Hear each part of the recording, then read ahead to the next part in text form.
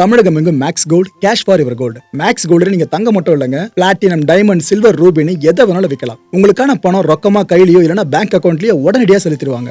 Market மதிப்பை விட 100 ரூபாய் ஒரு கிராமுக்கு உங்களுக்கு கூடுதலா கிடைக்கும். தமிழ்நாடு முழுக்க டோர் ஸ்டெப் சர்வீஸும் இவங்க ப்ரொவைட் பண்றாங்க. உங்களுக்கு கோல்ட விற்கணும்னு அதுக்கு ஒரே ஒரு பெஸ்ட் பிளேஸ் மேக்ஸ் கோல்டு தான். கால் 04445454545. வணக்கம். Big topic with Karthik Mayakumar. Ali லரஜானிய இஸ்ரேல் படம் கொன்னுச்சா? இதுக்கான ரிவெஞ்ச ஈரான் இன்னும் நிறுத்துற பாடு தெரியல. அடிச்சு பொழந்துட்டு இருக்காங்க திரும்ப திரும்ப திரும்ப. இதை பத்தியும் இந்த கான்ஃபிளிக்டோட அடுத்த கட்ட நகர்வுகளை பத்தி தான் முழுக்க முழுக்க பார்க்க போற நிகழ்ச்சிகளை போலாம்.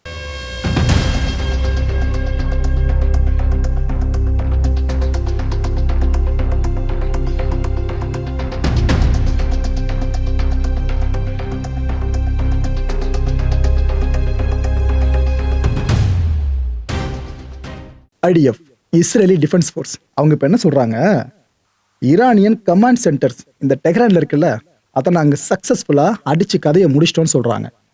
இன்னொரு பக்கம் மிசைல் சைட்ஸ் இருக்குல்ல ஈரானோடது, அது பிளஸ் அதர் இன்ஃப்ராஸ்ட்ரக்சர், இந்த ஏர் டிஃபென்ஸ் சிஸ்டம்ஸ் இதெல்லாம் டார்கெட் பண்ணி நாங்கள் அடிச்சிருக்கோன்னு IDF சொல்லியிருக்கு. இங்கே நீங்கள் ஒரு விஷயம் நல்லா கவனிக்கணும் ப்ரோ. லரிஜானி அவங்க கொன்னாங்க, அதனால இஸ்ரேலை ஈரான் திருப்பி அடிச்சுது. இதில் ட்ரிகர் ஆகி இஸ்ரேல் திரும்ப ஈரானை திருப்பி அடிச்சிட்டு இருக்காங்க. அதில் இதெல்லாம் நடந்திருக்குன்னு பார்த்தீங்கன்னாக்கா இந்த ஒரு வார்த்தைகள் தெரியுதா, ஏர் டிஃபென்ஸ் சிஸ்டம்ஸ். ஸோ ஈரானோட ஏர் டிஃபென்ஸ் இன்னும் 0க்கு கொண்டு வரப்படலை. ட்ரம்ப் சொல்றால ஃபுல்லாக காலி பண்ணிட்டோன்னு, அது உண்மை கிடையாதுன்னு IDF ஸ்டேட்மெண்ட் நம்மளுக்கு தெளிவாக தெரியுது. ஸோ ஈரானில் இன்னும் பாதுகாப்பு கவசங்கள் இருக்கு, ஆனால் அதோட எண்ணிக்கை வேணா மேபி டிராஸ்டிக்காக குறைஞ்சிருக்கலாம். பட் இன்னும் கொஞ்சம் மிஞ்சம் இருக்கு போல இருக்கு. அதை தான் IDF இந்த ஸ்டேட்மெண்ட் மூலமாக நாம தெரிஞ்சுக்க முடியுது. ஆனால் இவங்களும் பயமா ட்ரிகர் ஆயிட்டாங்களே. ஈரான் இப்படி அடிக்காதுன்னு நினைச்சாங்க, ஆனால் இப்போ பேயடி அடிச்சிட்டு இருக்காங்க இஸ்ரேலை. ஸோ இவங்களும் பதிலுக்கு அடிக்கணும்ல, அந்த ரிட்டாலியேஷன் தான் இப்போ மாறி மாறி மாறி பார்த்துட்டு இருக்கோம். கடந்த 2025 வருஷம் ஜூன் மாதம் வாக்கில் இந்த ஈரானில் ஒரு நபரை அரெஸ்ட் பண்ணாங்க. அந்த நபரை அரெஸ்ட் பண்ணது பார்த்தீங்கன்னா IRGC தான். ஸோ அவங்களே ஸ்ட்ரெயிட்டாக அரெஸ்ட் பண்ணியிருக்காங்க. என்ன குற்றச்சாட்டு சுமத்தப்பட்டு தெரியுமா? மொசாட்டுக்காக ஸ்பை வேலை பார்க்குறாப்புல மொசாட்டோட ஏஜென்ட்னா அவர் மேலே குற்றச்சாட்டு பெருசாக சுமத்தப்பட்டுச்சு. ஈரானை பொறுத்த வரைக்கும் மொசாட் ஏஜென்ட்னாலே அவங்க கதை முடிஞ்சிடும், ஸ்ட்ரெயிட்டாக எக்ஸிக்யூஷன் தான். அப்போ ஏற்பட்ட குற்றச்சாட்டு மேலே சுமத்தப்படுதா? இந்த 12 டே வார் போயிட்டு இருந்துச்சுல, அப்போதான் இந்த அரெஸ்ட்டும் நடந்துச்சு போன வருஷம். அரெஸ்ட் பண்ண அவர்கிட்ட இருந்து சில விஷயங்கள் அவங்க வாக்குமூலமாக பெற்றதாகவும் சொன்னாங்க. அதாவது ஒரு சில ஃபோட்டோஸ், இன்ஃபர்மேஷன்ஸு, இது எல்லாமே ஈரானில் இருக்க சில முக்கியமான ஸ்ட்ராட்டஜிக்கல் லொக்கேஷன்ஸு அதை பேஸ் பண்ணதாக இருந்துச்சு. இது எல்லாத்தையும், இந்த சென்சிட்டிவ் இன்ஃபர்மேஷன்ஸ் எல்லாத்தையுமே மொசாட்டுக்கு இவர் கொடுத்துருக்காருன்னு தான் அவ்வளோ பெரிய குற்றச்சாட்டு. இவரை ஆன்லைனில் வச்சு தான் ரெக்ரூட் பண்ணியிருக்காங்களாம். நேராக ஃபிசிக்கலாக வர வச்சு இன்டர்வியூ அதெல்லாம் கிடையாது, ஆன்லைன்லேயே ரெக்ரூட் பண்ணி அதுக்கப்புறம் மிஷனை கொடுத்துறாங்களாம். ஈரானுக்குள்ளே போயிட்டு அங்கே நடக்கிற விஷயங்கள், அங்கே இருக்கிற முக்கியமான லொக்கேஷன் சார்ந்து எங்களுக்கு ஃபுல்லாக இன்ஃபர்மேஷன் கூட அவங்க அமைச்சிருக்காங்களாம். அப்பேற்பட்ட இந்த பர்சன் பெர்ஷியன் பேசுகிற ஒரு மொசாட் ஆஃபீஸர் கிட்ட பேசியிருக்காருன்ற விஷயத்தையும் அது வரைக்கும் கண்டுபிடிச்சிட்டாங்க அந்த IRGC. வந்தவர் யாரு, இவர் யார் கூட பேசினாங்க, அது வரைக்கும் கண்டுபிடிச்சிருக்காங்களாம். இப்போ ஏற்பட்ட விஷயங்கள் கண்டுபிடிக்கப்பட்டுச்சா, ஈரானோட சுப்ரீம் கோர்ட் வேற என்ன தீர்ப்பு கொடுக்க போகுது? மரண தண்டனை. அந்த மரண தண்டனை தீர்ப்பு இருக்குல்ல, அதை இப்போ நிறைவேற்றிருக்காங்க ஈரான்ல. அந்த ஸ்பைன்னு கருதப்பட்ட நபர் இருக்கார்ல, மொசாரோட ஏஜென்ட்னு, அவரோட உயிர் இப்போ இல்லைங்க, மரண தண்டனை மூலமா நீக்கியாச்சு. ஸோ ஈரான் இதுக்கப்புறம் எத்தனை பேர் எக்ஸிக்யூட் பண்ணப்படுவாங்கன்னு தெரியல. உலக நாடுகள் எவ்வளவோ இருந்தாலும் அங்கே மரண தண்டனைகள் எந்தெந்த நாடுகள் அதிகமாக நிகழ்த்தப்படுதோ இல்லையோ, ஈரான்ல ரொம்ப அதிகமாக நிகழ்த்துவாங்க. அதோட ஒரு படியாக தான் இப்போ நம்ம பார்த்துக்கிட்டு இருக்கோம். என்டையர் மிடில் ஈஸ்ட் முழுக்க சைரன் சத்தம் மட்டும் தான் கேட்டுக்கிட்டு இருக்கு. ஏன்னா ஈரான் அடிக்கிற அடி அவ்வளோ ஹெவியாக விழுந்துகிட்டு இருக்கு. ஆனால் மிடில் ஈஸ்ட்டை விட ஒரு படி மேலே இஸ்ரேலை போட்டு அடிச்சுக்கிட்டு இருக்காங்க. ஆனால் மிடில் ஈஸ்ட்ல சைரன் சத்தம் குறைஞ்ச மாதிரி தெரியல. பஹ்ரைன்லாம் தொடர்ந்து சைரன் சத்தம், அவ்வளோ தூரம் அங்கே ஸ்ட்ரைக்கை பெருசாக நடத்திக்கிட்டு இருக்கு ஈரான். இந்த GCCயில் எப்படி யுனைடெட் அரப் எமிரேட்ஸ் பெரிய அடியை வாங்கிட்டு இருக்கு ஈரான் கிட்ட, அப்படி ஒரு பக்கம் பேரல பஹ்ரைனும் அதுக்கு இணைய அடியை வாங்கிட்டு இருக்கு. அவ்வளோ அடி அடிச்சு வெளுத்துக்கிட்டு இருக்காங்க பஹ்ரைனையும். ஈரானோட ஃபாரின் மினிஸ்டர் இருக்கார்ல அப்பாஸ், அவர் இப்போ என்ன தெரியுமா சொல்லியிருக்காரு, மிடில் ஈஸ்ட் முழுக்க இது வரைக்கும் நடந்த தாக்குதல்களை வச்சு பல பேர் நினைச்சிருப்பீங்க, சரி இவ்வளோ அடிச்சிட்டாங்க, பிரச்சனை முடிஞ்சிடும், ஓஞ்சிட போகுது, இந்த தாக்குதல்கள்லாம் குறைய போகுது அப்படின்னு நினைப்பீங்க. ஆனால் அது உண்மை கிடையாது. இது வரைக்கும் நாங்கள் அடிச்சதெல்லாம் வெறும் ஆரம்பம் மட்டும்தான். யார் சொல்றா? ஈரானோட ஃபாரின் மினிஸ்டர். இதெல்லாம் ஆரம்பம் மட்டும்தான். இதுக்கப்புறம் தான் நாங்கள் உண்மையான அடியவே அடிக்க போகிறோம் மிடில் ஈஸ்ட் மேலே. உங்களோட வெல்த்து, உங்களோட ஃபெய்த்து, வெல்த்துனா இது வரைக்கும் மிடில் ஈஸ்ட் கட்டமைச்சிருப்பாங்களே, எங்கள் நாட்டுக்குள்ளே வான் உயர்ந்த பில்டிங்ஸ் இருக்குது, இங்கே தான் வளம் கொழிஞ்சு கிடக்கு, இங்கே டாக்ஸி கிக்ஸ்ன்ற பிரச்சனை பெருசாலாம் உங்களுக்கு இருக்காது, இங்கெல்லாம் வந்தீங்கன்னா செட்டில் ஆகிட்டா வாழ்க்கை சூப்பராக இருக்கும், தாக்குதலே நடக்காத ஒரு சேஃபஸ்ட் பகுதி இது, அது இதுன்னு கட்டமைச்சு வச்சிருக்கீங்களே, அந்த வெல்த் இருக்குல்ல அதை அடிப்போம். ஃபெய்த்துன்றது மிடில் ஈஸ்ட்டுக்கு போனால் நம்ம சேஃப் அப்படின்ற மக்களோட ஃபெய்த் இருக்குல்ல, நீங்கள் அதையும் எடுத்துக்கலாம். அமெரிக்கா இருக்கும்போது நமக்கு கவலை என்ன, அப்படின்ற அந்த ஃபெய்த் இருக்குல்ல மிடில் ஈஸ்ட்டுக்கு, அதையும் நீங்க எடுத்துக்கலாம். இந்த ரெண்டுத்தையும் டார்கெட் பண்ணி நாங்க பெரிய அடியை தொடர்ந்து அடிக்க போறோம்னு சொல்லியிருக்காருங்க ஈரானோட ஃபாரின் மினிஸ்டர். இந்த குளோபல் லெவல் ஆஃப் கிரைசிஸ் இருக்குல்ல, அது இதுக்கப்புறம் வேணா அதிகமாக வரலாம். ஏன்னா நாங்கள் மிடில் ஈஸ்ட் இதுக்கப்புறம் அடிக்க போற அடி எப்படி, ஸோ இதுக்கப்புறம் குளோபல் கிரைசிஸ் வரலாம், நான் இப்பயே சொல்லிடுறேன்னு அவர் கையை தூக்கிட்டாரு. ஸோ அமெரிக்கா இஸ்ரேல் இந்த தாக்குதல்களை நிறுத்தி நெகோசியேஷன் டேபிளுக்கு வரல அப்படின்னா மிடில் ஈஸ்ட் ஃபியூச்சர்ல இருக்குமா இல்லையான்னு தெரியலங்க. Israel prime minister Benjamin Netanyahu என்ன போட்டோ என்ன வீடியோ வெளியிட்டாலும் ஃபேக்கு, அவர் உயிரோடு இல்லை, இவங்க ஏமாத்துறாங்க அது இதுன்னு சொல்ற பல பேர் இருக்காங்களே.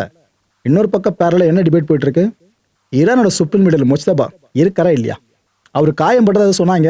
ஆனால் ட்ரம்ப்பை கேட்டா அவர் காதுக்கு வந்த தகவல் படி பார்த்தா செத்தே போயிட்டாருன்ற மாதிரி சொல்றாங்க. அப்போ இறந்துட்டாரா, அப்போ 2 பெருந்தலைகள் ஒரே டைம்ல போயிட்டாங்களா அப்படின்னு பல பேரும் கேட்டுக்கிட்டு இருக்கோம்.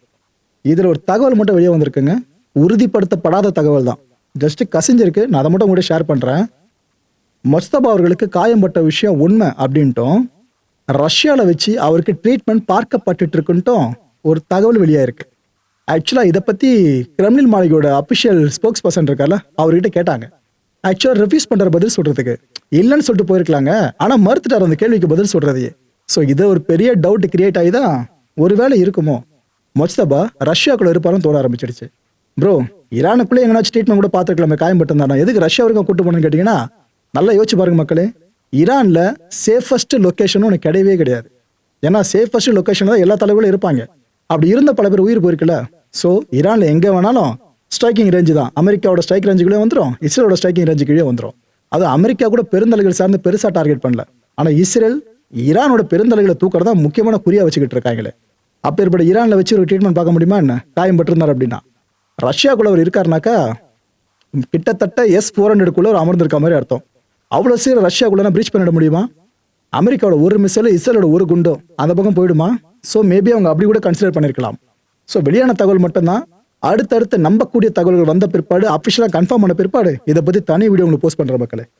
ரஷ்யா இப்போ ஒரு பெரிய வார்னிங்கை முன் வச்சிருக்காங்க. இந்த அமெரிக்காவோட அதிபர் சும்மா இல்லாமல் சமீபத்தில் என்ன சொன்னாப்ல, இது போல நான் அடுத்து கியூபாவை தூக்கலான்னு இருக்கேன். அது ஒரு கம்யூனிஸ்ட் தேசம், நான் அந்த நாடை கைப்பற்றி என்ன வேணாலும் பண்ண முடியும், நான் லிபரேட் பண்ணுறதெல்லாம் செகண்டரி, ஆனால் லிபரேட் பண்ணுறேன் இல்லைன்னா நான் எடுத்துக்கிறணும், ஆனால் என்ன வேணாலும் பண்ண முடியும், நல்ல சூப்பரான ஒரு தீவுப்பா, நல்ல வெதரு சூப்பராக இருக்கு அப்படின்னு இந்த ரியல் எஸ்டேட் பண்ணுறவங்களாம் பேசுவாங்க. பார்த்தீங்கன்னா இந்த லேண்டெல்லாம் சார் வேற லெவலு, ஒரு 300 மீட்டர் தான் ஸ்கூல், ஒரு 500 மீட்டருக்குள்ளே போனால் ரயில்வே ஸ்டேஷன், அப்படியே ஒரு 500 மீட்டர் வந்தீங்கன்னாக்கா இங்கே ஏர்போர்ட்டே வரப்போகுதுன்னு இப்படிலாம் கதையடிப்பாங்க. கிட்டத்தட்ட ட்ரம்ப் ஒரு இடங்களே அப்படிதான் பார்க்குறாருங்க. போர்க்காலத்தை ரெசார்ட் ஷோ பண்ணுற இடம் மாதிரி பார்த்துட்டு இருக்காரு. இது முன்னாடி காசாவை பற்றி என்ன பிளான் சொன்னார், அவ்வளோ பேரழிவை சந்திச்சிருக்கு காசா, அந்த பாலஸ்தீன மக்கள் அவ்வளோ தூரம் ரத்தத்தை சிந்திட்டு இருக்காங்க. ஆனால் ட்ரம்ப் சொன்னது என்ன பிளானு, இங்கே ரியல் எஸ்டேட்லாம் பண்ணால் சூப்பராக இருக்கும்பா, உலகத்திலே தி பிக்கஸ்ட் ரியல் எஸ்டேட் லொக்கேஷனாக நான் காசா பார்க்குறேன்னு அப்படி சொன்ன மனுஷன். அங்கே ரெசார்ட்டை கொண்டு வந்தால் நல்லா இருக்கும்னு என்னென்னமோ பிளானை போட்ட மனுஷன். அவருக்கான கியூபா மட்டும் அவர் எப்படி தெரிய போகுது, அதுவும் அவர் பொறுத்த வரைக்கும் ரெசார்ட்டு கட்டுறது ஒரு இடம் மாதிரி தான் பார்க்குறாரு போல் இருக்குங்க. அதான் ட்ரம்ப் சொல்லியிருந்தார்ல, கியூபா தான் என்னோட அடுத்த டார்கெட்டு, கண்டிப்பாக கியூபா என் வசம் வரும்னு சொல்லியிருந்தார்ல. இதுக்கு ரஷ்யா செம ட்ரிகர் ஆயிடுச்சு.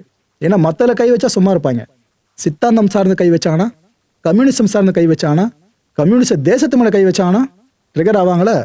ரஷ்யா இப்போ என்ன தெரியுமா சொல்லியிருக்கு, நினைச்சீங்களே அதோட நிறுத்துறீங்க. ட்ரம்ப்ன்ற பேரை மென்ஷன் பண்ணல, அமெரிக்கானும் உள்ள மென்ஷன் பண்ணல அவங்களோட ஸ்டேட்மெண்ட்ல. ரஷ்யா இது இப்பெல்லாம் நினைக்கிறீங்களா கியூபா தொடணுன்ட்டு, அதை நினைப்போடு விட்டுருங்க, அதான் உங்களுக்கு நல்லது. கியூபா அப்படின்றது ஐலண்ட் ஆஃப் லிபர்ட்டி அப்படின்னு சொல்றாங்க. அதாவது கம்யூனிசத்தால வாழ்ந்த நாடுகள், செழித்தோங்குற நாடுகள் இருக்குல்ல, அதில் முக்கியமாக நாங்கள் கியூபா பார்க்குறோம். எங்களோட தோழர் கிட்டத்தட்ட காம்ரேட் அப்படின்னு தான் ரஷ்யா சொல்லுது. நாங்கள் எப்பவுமே கியூபாவோட இறையாண்மை பக்கம் தான் நிற்போம், அவங்களுக்கு எதையுமே நாங்கள் நடக்க விட்டுற மாட்டோம். இந்த கியூபால அத்துமீறி படைகளை இறக்கி அங்கே அந்த நாட்டை ஒட்டுமொத்தமாக அபகரிக்கணும்னு யாராவது நினைக்கிறீங்க அப்படின்னா அந்த நினைப்பை கை விட்டுருங்க, அது உங்களுக்கு பெரிய டேஞ்சரை கொண்டு வந்து விட்டுரும். இது போல இன்னொரு நாடோட பிரச்சனைக்குள்ள நீங்க தலையிடாதீங்க. அந்த நாடு நல்லா இருக்கும், நாசமா போதும், அது அந்த நாட்டுக்குள்ள இருக்க அரசாங்கமும் மக்களும் முடிவு பண்ணிக்கிட்டோம். எதுக்கு எல்லா நாடுகளோட விவகாரம் தலையிட்டு இருக்கீங்கன்னு அமெரிக்கான்னு நேம் பண்ணாம ரஷ்யா இவ்வளவு பேசிருக்குங்க. கடைசி அவங்க சொன்ன விஷயம் தான் ஹைலைட். ரஷ்யா நாளை பின்ன கியூபாக்கு எதனா பிரச்சனைனாக்கா எல்லா வகையிலும் கியூபாக்கு நாங்கள் உதவுவோம்னு சொல்லியிருக்காங்க, எல்லா வகையிலும். ஸோ இது புரிய வேண்டியது புரிஞ்சிருக்கும்னு நினைக்கிற மக்களே. ஈரானோட சுப்ரீம் லீடர் கொல்லப்படுறதுக்கு பிற்பாடு அடுத்த ஒரு பெருந்தலை உயிரை விட்டுருக்கு அப்படின்னா அலி லாரிஜானி அவர்கள் தான். இவர் சார்ந்துதான் ஈரான் மக்களோட ஒட்டுமொத்த பிரார்த்தனையும் அவங்களோட அனுதாபங்களும் அவங்களோட கண்ணீரும் உரித்தாக்கப்பட்டுக்கிட்டு இருக்கு. அந்த மக்கள் எல்லாருமே இவரை தியாகியா போற்றி அந்த அளவுக்கு கண்ணீர் மல்க பிரியாவிடை கொடுத்துக்கிட்டு இருக்காங்க. ஒட்டுமொத்த ஈரானும் இப்ப துக்க தினத்தை தான் அனுசரிச்சுக்கிட்டு இருக்கு இவரோட மறைவால. மக்களை இந்த கான்டென்ட்டை பொறுத்த வரைக்கும் மனசுல ஒரே ஒரு வினா இருக்கு. முடிஞ்ச அதுக்கான பதில்களை கீழே கமெண்ட் செக்ஷன்ல கமெண்ட் அழிவு பண்ணுங்க. ஈரான் இதுக்கப்புறம் அவுட் ஆஃப் மிசைல்ஸ், அதாவது ட்ரம்ப் சொல்றாருல, முடிச்சிட்டோம், ஈரானோட பெரும்பாலான மிசைல்ஸ் அச்சு காலி பண்ணிட்டோம், அவங்களோட பெரும்பாலான ட்ரோன்ஸ் அச்சு காலி பண்ணிட்டோம், அது இதுன்னு ஆக்சுவலா பாசிபிளே கிடையாது. ஏன்னா ஈரானோட டெரைனு சமதள பரப்புலாம் கிடையாது, மலைகளுக்கு கீழே தான் அவங்களோட எல்லா ஆசனங்களையும் வச்சிருக்காங்க, மிசைல் ஆசனம் எல்லாம். அப்படி வச்சிருக்கும் போது அமெரிக்காவோட எப்பேற்பட்ட கண்டுபிடிப்பா இந்த பெனட்ரேட்டர்ஸ் எதுவாக இருந்தாலும் சரி, பாம்ஸ், அதால அவ்வளோ சீர் அவ்வளோ பெரிய மலைகளை தொலைச்சிட்டா கீழே போக முடியாது. கற்பனைக்கு வேணா அது ஆகும்னு சொல்லலாம், ஆனால் பாசிபிலிட்டியே கிடையாது. அதான் ஈரான் இன்னும் ஸ்ட்ராட்டஜியில் வெயிட்டாக நின்றுகிட்டு இருக்காங்க. அப்பேற்பட்டவங்களோட மிசைல்ஸை ஏதோ பெரும்பாலும் அழிச்சதான் அமெரிக்கா சொல்லிக்கிட்டு இருக்குல்ல, அதில் உண்மைத்தன்மை இல்லை மக்களே. நான் தெளிவாக இங்கே சொல்லிடுறேன். அப்படி அழிச்சிருந்தாங்கன்ற விஷயம் உண்மையாக இருக்குச்சுனாக்கா இப்போ வரைக்கும் எப்படிங்க மிடில் ஈஸ்ட் வரைக்குமோ இஸ்ரேல் வரைக்குமோ ஈரானால மிசைல்ஸ் லான்ச் பண்ண முடியுது, ட்ரோன்ஸ் லான்ச் பண்ண முடியுது? புரியுதா? நான் ஏதோ அவங்களுக்கு வக்காலத்து வாங்குற நினைக்காதீங்க, ஃபேக்ட்ஃபுல்லாக பேசுகிற அவ்வளோதான். இவ்வளோ தூரம் காலி பண்ண முடிஞ்சிருந்தா எப்படி ஈரானை லான்ச் பண்ண முடியும் தொடர்ந்து? இந்த கேள்விக்கு பதில எந்த தரப்பும் சொல்லாது. ஸோ அவங்க கிட்ட இன்னும் மிசைல் அவுட் ஆஃப் ஸ்டாக்ல போகலன்றது தெளிவாக தெரியுது அவங்களுக்கு. இந்த மிசைல்ஸ் இருக்குல்ல, இதுல புதிய மிசைல்ஸ் நிறைய வேற இருக்கான். இது வரைக்கும் தாக்குதலுக்கு பயன்படுத்துனது பெரும்பாலும் பழசம். புதுசுல கை வச்சு அடிக்க ஆரம்பிச்சா இதுக்கப்புறம் என்னங்க ஆகும்? இந்த நிலைமை வரும்னு எதிர்பார்க்குறீங்களா? ஈரானை இன்னும் பெருசா ட்ரிகர் பண்ணி அடுத்தடுத்த அபாயகரமான வெப்பன்ஸை உங்க கையில ஏந்திரத்துக்கு அமெரிக்கா இஸ்ரேல் காரணமா இருக்கும் நீங்க நம்புறீங்களா? அடுத்த நிகழ்ச்சி சந்திக்கலாம். நன்றி, வணக்கம். தமிழகம் எங்கும் Max Gold, cash for your gold. Max Gold நீங்க தங்க மட்டும் இல்லைங்க, பிளாட்டினம், டைமண்ட், சில்வர், ரூபினி எதை வேணாலும் விற்கலாம். உங்களுக்கான பணம் ரொக்கமா கையிலயோ இல்லைன்னா பேங்க் அக்கௌண்ட்லயோ உடனடியாக செலுத்திடுவாங்க. மார்க்கெட் மதிப்பை விட 100 ரூபாய் ஒரு கிராமுக்கு உங்களுக்கு கூடுதலா கிடைக்கும். தமிழ்நாடு முழுக்க டோர் ஸ்டெப் சர்வீஸை இவங்க ப்ரொவைட் பண்றாங்க. உங்களுக்கு கோல்ட விற்கணும்னு அதுக்கு ஒரே ஒரு பெஸ்ட் பிளேஸ் மேக்ஸ் கோல்டு தான். கால் 04445454545. என் அன்பார்ந்த மாயம் ஸ்டுடியோஸ் நேயர்களே, மாயம் பக்தின்னு ஆன்மீகத்துக்காக பிரத்யேகமா ஒரு சேனலை கொண்டு வந்திருக்கோம். மறக்காம சப்ஸ்கிரைப் பண்ணி அந்த சேனலுக்கு உங்களோட ஆதரவை மனப்பூர்வமா தெரிவிங்க. வணக்கம் மாயம் ஸ்டுடியோஸ் நண்பர்களே. மாயம் ட்ரெண்ட்ஸ் அப்படின்ற ஒரு புதிய ஃபேஸ்புக் பேஜை ஓப்பன் பண்ணியிருக்கோம். நீங்கள் யூடியூப்பில் பார்த்துட்டு இருக்கீங்களா நம்மளோட கான்டென்ட்ஸ்லாம், இதெல்லாம் விட ஒரு படி மேலே ரொம்ப கிறிஸ்பாகவும் ரொம்ப சூப்பராகவும் நிறைய கான்டென்ட்ஸ் உங்களுக்கு இந்த பேஜில் காத்துட்ருக்குங்க. ஸோ உடனடியாக ஃபேஸ்புக் பிளாட்ஃபார்ம் போங்க, மாயம் ட்ரெண்ட்ஸ்னு டைப் பண்ணி சர்ச் பண்ணி நம்ம பேஜை ஃபாலோ பண்ணுங்கள். அப்படியே நம்ம சேனலையும் நீங்கள் சப்ஸ்கிரைப் பண்ணிட்டீங்க அப்படின்னா இன்னும் நிறைய புது புது கான்டென்ட்ஸை உங்களுக்காக ப்ரொடியூஸ் பண்ணி கொடுத்துக்கிட்டே இருப்பாங்க. நீங்கள் பண்ணுற ஒவ்வொரு சப்ஸ்கிரிப்ஷனும் எங்களுக்கு பெரிய மோட்டிவேஷனாக அமையும்.